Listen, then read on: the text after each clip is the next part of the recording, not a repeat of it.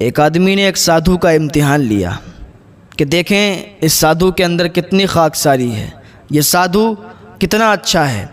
अगर वाकई ये अच्छा है तो मैं इसका चेला बन जाऊंगा। मुझे इसका चेला बनने में फिर कोई फ़िक्र नहीं होगी, मुझे कोई परेशानी नहीं होगी, मैं इसका चेला बन जाऊंगा, ये मेरा गुरु बन जाएगा। वो आया दौड़ता हुआ और उसकी कुटिया के अंदर गया और जाने के बाद कहने लगा, महाराज थोड़ी सी आग दे दीजिए। उसने कहा, आग हमारे यहाँ नहीं है, हमारी कुटिया में आग नहीं है। कहा ठीक है। वो चला गया। फिर थोड़ी देर के बाद आया, कहा महाराज थोड़ी सी आग दे दीजिए।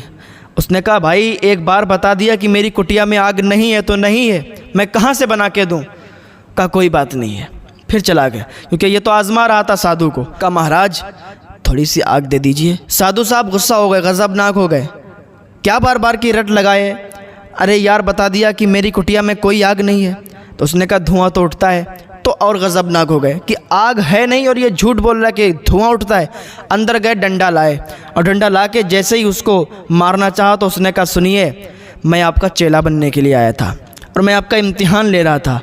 जो सबसे पहले मैं आपसे आग मांगने के लिए आया था ना, तो वाकई आग तो नहीं थी, लेकिन जब दूसरी बार आया तो फिर आपके अंदर आग सुलगने लगी, क्योंकि आपने मुझे डांटा, गज़बनाक हुए, आग सुलगी और अब आप डंडा लेके मुझे मारने लगे हैं, तो अब आग भड़क गई है। ज़रूरी थोड़ी ना सिर्फ लकड़ी वाली ही आग होती है, दिल में जब भड़कती है तो ये भी आग होती है। का साधु साहब यही आग है और इसी को मैं आजमा रहा था। इससे ये भी मालूम चला कि गुस्सा नहीं करना चाहिए, गुस्सा अगर आ जाए तो गुस्से को पी जाना चाहिए।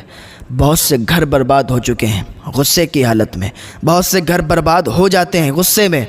इंसान क्या करता है, कोई छोटी सी बात हो जाती है गुस्सा करता है, ज़िंदगी भर पछताता है। छोटी सी गलती पे गुस्सा करके ज़िंदगी भर पछताना पड़ता है।